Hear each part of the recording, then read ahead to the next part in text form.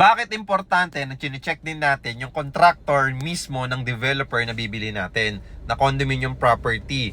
Number one, importante kasi na meron ding background, mababackground check din natin yung mismong contractor ng gumagawa ng condominium property na gusto nating bilhin. So for example, si Megawide yung sa amin. So marami ng years of experience yung itong contractor na to at marami na siyang natayo. Hindi lang basta condominium property or residential units. Nakapagtayo na rin siya ng mga commercial establishments, nakapagtayo na rin ng hotel, nakapagtayo rin ng casino, ng airport at marami pang iba. So ibig sabihin, meron talaga tong years of experience at meron na talaga tong credibility.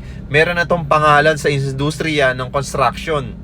Pangalawa, dito nakasalalay yung tibay ng construction natin, ng property natin. Dito nakasalalay yung ganda at yung ikatatagal ng ating property.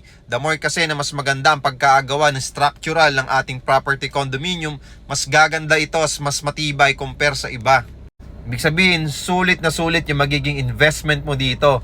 Once na meron talagang magandang history, meron talagang magandang structural yung inyong condominium property. Karamihan pa naman kasi ng condo nyo ngayon, lifetime ownership na. That's why importante talaga na chine-check natin yung contractor mismo ng property na bibili natin.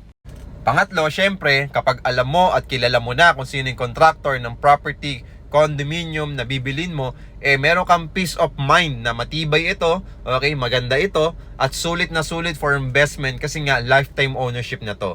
So kung naghahanap ka, okay, ng property investment na merong magandang contractor, okay, follow me and message me. Meron tayong promo sa Ortigas Pasig, 10,000 cash out lang, pwede nang malipatan. Sa EDSA Cubao, 10,000 for this 15,000 for the studio and 20,000 for the one bedroom, pwede mo na rin malipatan ito. At merong magandang contractor, si Megawide. Okay? So follow na at message na kahit nabubulol tayo. Okay, kakabalik lang natin ulit sa content. Maraming salamat pala sa 25,000 followers natin na nakikinig dyan. Maraming salamat. Follow muna bago mag-comment, mag-message.